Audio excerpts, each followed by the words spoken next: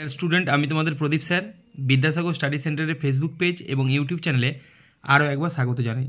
আজকে আমি যে পেজটি নিয়ে আলোচনা করব সেটি হলো 349। দেখো, প্রথমেই ছিল যে প্রক্রিয়ায় বিভিন্ন প্রাকৃতিক শক্তি ভূপৃষ্ঠের উপর কাজ করে ভূমিরূপের পরিবর্তন করে তাকে বলা হয় বহির্জাত শক্তি। তারপর দেখো রয়েছে মরু সমপ্রায় ভূমিতে কঠিন শিলাগঠিত কিছু অনুচ্চ পাহাড় অবশিষ্টাংশ ভূমিরূপ হিসাবে থেকে যায়, এটিকে বলা হয় ইনসেলবার্চ। তারপর দেখো পৃথিবীতে অ্যালবেডোর পরিমাণ 34%। তারপর দেখো রয়েছে ঋতু পরিবর্তন দেখা যায় না নিরক্ষীয় জলবায়ুতে। তারপর দেখো রয়েছে এল নিনোর প্রভাব দেখা যায় প্রশান্ত মহাসাগরে। তারপর দেখো রয়েছে পৃথিবী ও চাঁদের মধ্যে দূরত্ব সর্বাধিক হলে তখন তাকে বলে অ্যাপোজি, আর সর্বনিম্ন হলে তখন তাকে বলা হয় পেরিজি। তারপর দেখো রয়েছে মানব শরীরে দূষিত জল থেকে সৃষ্টি হয় অ্যামাশয়।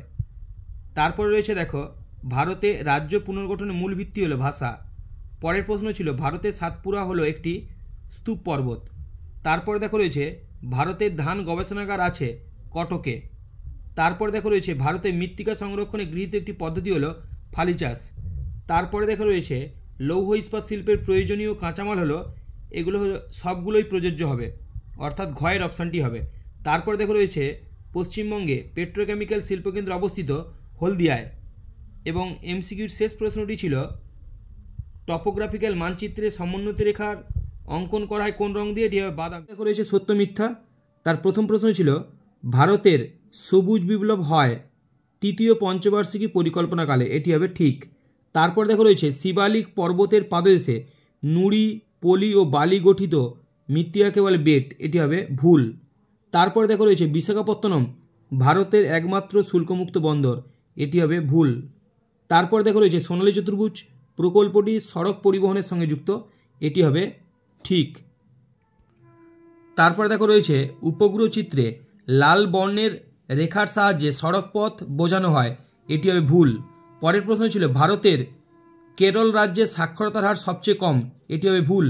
পরের প্রশ্ন ছিল ধানকে তৃষ্ণার্ত ফসল বলা হয়, এটি হবে ঠিক। চলে যাচ্ছি শূন্যস্থান পূরণে। তার প্রথম প্রশ্ন ছিল ড্যাশ মেঘালয় মালভূমির সর্বোচ্চ শৃঙ্গ, এটি হবে শিলং পাহাড়। তারপরে দেখো রয়েছে নদী গর্ভে অবঘর্ষ প্রক্রিয়ায় সৃষ্ট গর্তগুলিকে ড্যাশ বলে, এটি হবে মন্থকূপ। তারপর দেখো রয়েছে ভারতের মূল ভূখণ্ডের দক্ষিণতম বিন্দু হলো ড্যাশ, এটি হবে কন্যাকুমারিকা। তারপর দেখো রয়েছে পশ্চিমবঙ্গের জনঘনত্ব প্রতি বর্গমিটার ড্যাশ, এটি হবে 1029 জন। তারপর দেখো রয়েছে ড্যাশ স্রোতের প্রভাবে নিউ ফাউন্ডল্যান্ড উপকূলে তুষারপাত হয়, এটি হবে শীতল লাব্রাডার স্রোত। তারপর দেখো রয়েছে ভারতের দীর্ঘতম জাতীয় সড়ক ড্যাশ, এটি হবে NH7 বা NH44। তারপর দেখো রয়েছে বায়ুর চাপের ঢাল বৃদ্ধি পেলে বায়ুর গতিবেগ ড্যাশ পায়, এটি হবে বৃদ্ধি। চলে যাচ্ছে এক কথায় উত্তরে। তার প্রথম ছিল সাহারায় বালুকাময় মরুভূমি কী নামে পরিচিত, এটি হবে আর্ক।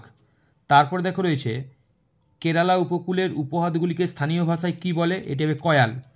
তারপর দেখো রয়েছে ভারতের কোন শহরে পাতাল রেলের যাত্রা প্রথম শুরু হয়, এটি হবে কলকাতা। সালটা মনে রাখবে 1984 সালের 24শে অক্টোবর। তারপর দেখো রয়েছে ভারতের একটি জাইদ ফসলের নাম লেখো, এটি হবে তরমুজ, বা তোমরা বাদাম করতে পারো বা আনারস করতে পারো। তারপর দেখো রয়েছে ভারতের জরিপ সংস্থার প্রধান কার্যালয় কোথায় অবস্থিত, এটি হবে দেরাদুন। তারপর দেখো রয়েছে বায়ুমণ্ডলের কোন স্তরে জেট বিমান চলাচল করে, এটি হবে স্ট্র্যাটোস্ফিয়ার। তারপর দেখো রয়েছে মোনেক্স কি, এটির উত্তরে মৌসুমী বায়ু গবেষণা সংক্রান্ত কর্মসূচিকে মোনেক্স বলে। তারপর দেখো রয়েছে সমগ্র দক্ষিণ ভারতের সর্বোচ্চ শৃঙ্গের নাম কি, এটির উত্তর হবে আনাইমুদি। এরপর দেখো বাম দিকের সঙ্গে ডান দিক ছিল, প্রথম ছিল পর্যায়ন, এটি হবে সমতলীকরণ। তারপরে ছিল এল নিনো, এটি হবে সমুদ্র জলের উষ্ণতা বৃদ্ধি। তারপর দেখো সিলিকন ভ্যালি, এটা হবে বেঙ্গালুরু। তারপরে দেখো সিয়াচেন, এটি হবে ভারতের দীর্ঘতম হিমবাহ।